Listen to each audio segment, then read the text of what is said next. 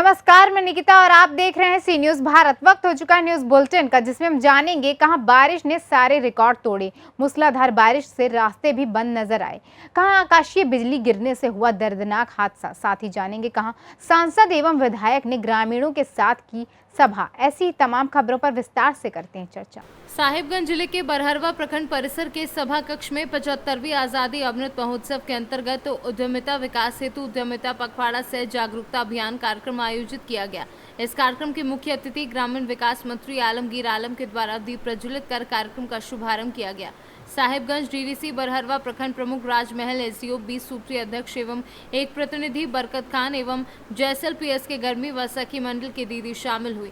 इस पखवाड़ा का मुख्य उद्देश्य लघु एवं कुटीर उद्योग से जुड़े महिलाओं को चिन्हित कर उनका उद्यमिक बिजनेस को बढ़ावा देने का काम करता है, ताकि महिला इससे जुड़कर आत्मनिर्भर बने और अपने परिवार के बच्चों का भरण पोषण कर सके। झारखंड से सी न्यूज संवाददाता संतोष शर्मा की रिपोर्ट। कुमार दुबे सहित आसपास के रेलवे फ्रेट कॉरिडोर के निर्माण से 4 पंचायतों के लगभग 10,000 लोग के विस्थापित होने की सूचना तथा ग्रामीणों एवं पंचायत प्रतिनिधियों के आग्रह पर बुधवार को धनबाद सांसद पीएन सिंह, निरसा विधायक अपर्णा सेन गुप्ता सहित भाजपा कार्यकर्ता काली मंडी में आयोजित सभा में पहुंचे, जहां चारों पंचायत ने शिवलीबाड़ी मध्य, शिवलीबाड़ी पूर्व, मेरा एवं इग्यारकुंड दक्षिण के ग्रामीण उपस्थित हुए।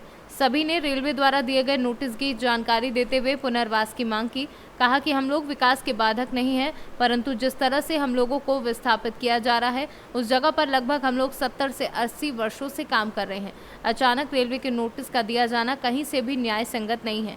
रेलवे उतना ही जमीन ले जितना उसको जरूरत है, न कि ग्रामीणों को जाड़ने का उद्देश्य से काम करे। ग्रामीणों की समस्या सुनने के बाद सांसद पीएन सिंह ने कहा कि फ्रेट कॉरिडोर का निर्माण केंद्र सरकार की योजना है। देश की आवश्यकता के अनुसार रेलवे लाइन बढ़ाया जा रहा है।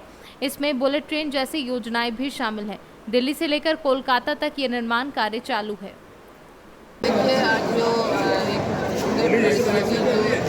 ट्रेन लाइन के बगल में जो घर बसे हुए हैं उनको नोटिस आया है कि आप उसको खाली करना है। लेकिन मेरा बोलना है, आप अगर उसको जानना चाहते हैं तो आपको तो बसाने का भी तो आपको काम है, आप वहाँ बसाइएगा।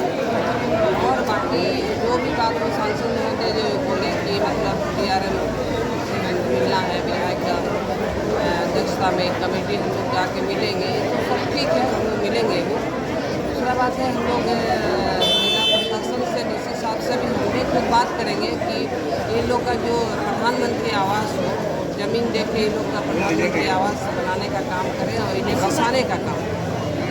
और 29 तारीख से मेरा भी विधानसभा सत्र चलेगा। विधानसभा में भी हम ये बात को रखेंगे कि आज 70-80 साल से सब वहाँ बसे हुए हैं और उसे उजाड़ा जा रहा है।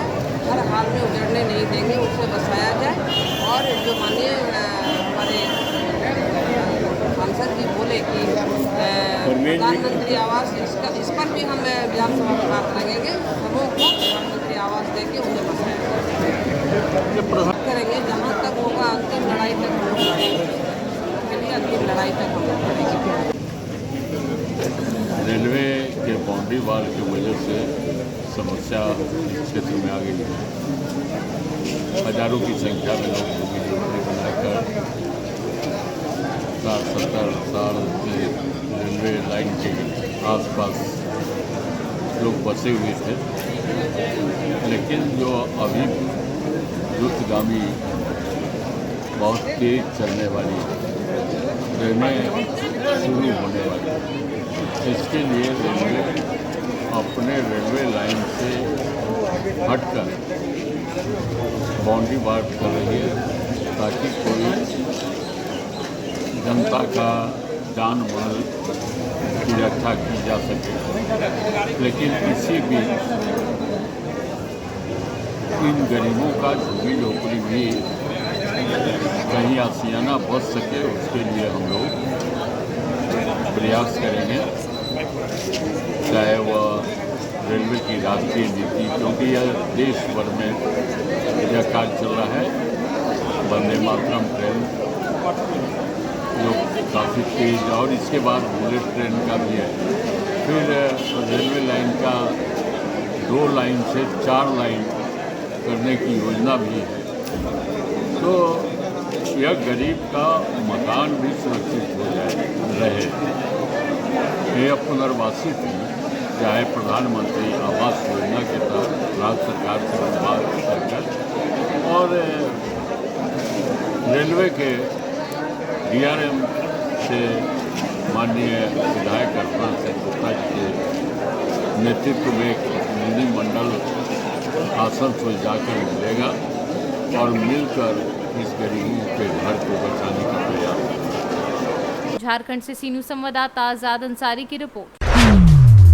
डोमचांच प्रखंड मुख्यालय हॉल में झारखंड सरकार की महत्वाकांक्षी योजना सोना सोबरन धोती साड़ी वितरण योजना के तहत प्रखंड प्रमुख सत्यनारायण यादव एवं प्रखंड विकास पदाधिकारी उदय कुमार सुना ने प्रखंड के सभी PDS डीलरों को धोती साड़ी एवं लुंगी का वितरण किया। इस दौरान प्रखंड प्रमुख सत्यनारायण यादव ने सभी PDS डीलरों को सरकार के द्वारा मिले धोती साड़ी एवं लुंगी को सभी लाल कार्ड धारियों को पारदर्शी पूर्वक वितरण करने को कहा। झारखंड सरकार द्वारा सभी लाल कार्ड राशन कार्ड धारियों को धोती साड़ी 10 रुपए में वितरित किया जा रहा है, जिससे गरीबों को 10 रुपए में साड़ी और धोती या लुंगी दी जा सके। सर, आज सोना सोबरन योजना के तहत PDS डीलरों को धोती साड़ी लुंगी बांटा गया। प्रखंड वासियों को सर क्या संदेश देना चाहेंगे? राज्य सरकार की महत्वाकांक्षी योजना, खास करके हमारे आदरणीय और लोकप्रिय मुख्यमंत्री आदरणीय हेमंत सोरेन जी का गांव गरीब मजदूर किसान असहाय पीड़ित दलित शोषित और खास करके वंचित और उपेक्षित और उपहासित परिवार के लिए जो आज महत्वपूर्ण योजना राज्य सरकार की चल रहा है, सोना सोबरन धोती साड़ी योजना के कार्यक्रम के तहत आज प्रखंड के लगभग 112 PDS दुकान में प्रखंड से धोती साड़ी और लुंगी वितरण किया जा रहा है और सभी PDS दुकानदारों से हम लोग आप लोग पहुंचाने का काम करें। झारखंड से सी न्यूज़ संवाददाता अनूप कुमार पांडे की रिपोर्ट। बुलंदशहर में आकाशीय बिजली गिरने से दर्दनाक हादसे में 8 वर्षीय समर की मौत, 1 वर्षीय आतिफ घायल। छत पर खेलने के दौरान अचानक दोनों मासूमों पर गिरी आकाशीय बिजली। हादसे में मासूमों के परिजनों में मचा कोहराम। बुलंदशहर के अगौता थाना क्षेत्र के मीरापुर गांव में हुआ हादसा। बुलंदशहर से सी न्यूज़ संवाददाता नितिन सिंह राजपूत की रिपोर्ट। बैतूल में बारिश ने सारे रिकॉर्ड तोड़े। बैतूल जिले में झमाझम बारिश लगातार जारी है। रात भर से जिले भर में तेज बारिश हो रही है, जिसके चलते नदी नाले उफान पर हैं। लोगों के घरों में पानी घुसा। आप देख सकते हैं कि कहां तक पानी आपको नजर आ रहा है। बैतूल ब्लॉक के मचना नदी का रास्ता बंद है। आज बैतूल क्षेत्र में भारी बरसात के चलते स्कूल के बच्चों को भी करना पड़ा है परेशानियों का सामना। ब्लॉक में बारिश के सारे रिकॉर्ड टूट रहे हैं। शुरुआती दिनों में इंद्रदेव ने बैतूल के प्रति थोड़ी बेरुखी दिखाई, लेकिन अब जिले पर वे पूरी तरह से मेहरबान हो गए हैं। यही कारण है कि पूरा जिला पिछले 2 दिनों से पानी पानी हो गया है। बैतूल से सी न्यूज़ संवाददाता रामेश्वर लक्ष्णे की रिपोर्ट। नगरीय निकाय चुनाव के दौरान पूर्व मंत्री यादवेंद्र सिंह के परिजनों और समर्थकों ने टीकमगढ़ विधायक राकेश गिरी के भाई यशराज गोलू गिरी पर प्राणघातक हमला कर दिया। विधायक के भाई को गंभीर चोटें आई हैं, जिनका इलाज अस्पताल में चल रहा है।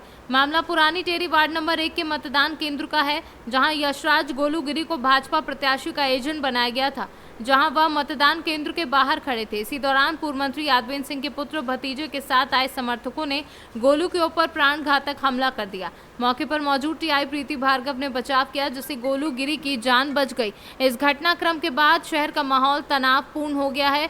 सूत्रों के अनुसार ऐसा माना जा रहा है कि मौके पर पहुंचे विधायक राकेश गिरी के साथ भी बदसलूकी की गई है। ये बताएं, 1 नंबर वार्ड में जो विवाद हुआ है वो किस चीज़ को लेकर हुआ था? वार्ड नंबर 1 से मेरी चाचा की बहू वहाँ से चुनाव लड़ रहे थे। नेहागिरी के इलेक्शन एजेंट थे यशराज गिरी गोलू। वार्ड नंबर 1 में वहाँ की ये जनता वोटिंग कर रही थी। वोटिंग शांतिपूर्ण तरीके से हो रही थी। यशराज गिरी जो इलेक्शन एजेंट थे वो वहाँ खड़े हुए थे। यादवेंद्र सिंह के पुत्र शाश्वत सिंह और उनके अंश भतीजे अंश सिंह सहित पूरे परिवार के लोगों के समर्थक वार्ड नंबर 1 में बूथ कैप्चर करने पहुंचे।